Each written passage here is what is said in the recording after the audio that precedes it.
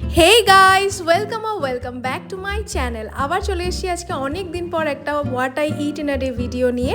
তো চলো দেখা যাক সকাল থেকে আমি কি কি খেলাম। সকালে উঠেই খেয়ে নিয়েছিলাম আমি রুটি আর টমেটো দিয়ে আলু ভাজি, সেটা মা খুব ভালো বানায়, তো সেটা দিয়ে ব্রেকফাস্ট করে নিয়েছিলাম। আর মা খাচ্ছিল ছাতুর শরবত গন্ধরাজ লেবু দিয়ে, জাস্ট ওয়াও লাগে কিন্তু এই গরমের দিনে খেতে। তারপরে বাবা এনে দিয়েছিল আমার জন্য এই ফিস্ট চকোবার আইসক্রিমটা, এটা আমার সব থেকে প্রিয় আইসক্রিম, আর বাবা সেটা জানে, তাই বাবা এটা এনে দিয়েছিল, বললো খুব গরম পড়েছে এটা খা। তো আমি এটা টেস্টি করে করে খাচ্ছিলাম, আরাম করে বসে সুন্দর ফ্যানের নিচে বসে বসে খাচ্ছিলাম।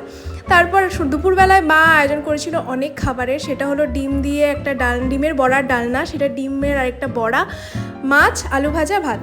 তারপরে বিকেলবেলায় আমি বাবা মা বসে চা খাচ্ছিলাম, বাবা মা খাচ্ছিল ঝুড়ি ভাজা দিয়ে, আর আমি খাচ্ছিলাম ভূত চিপস দিয়ে।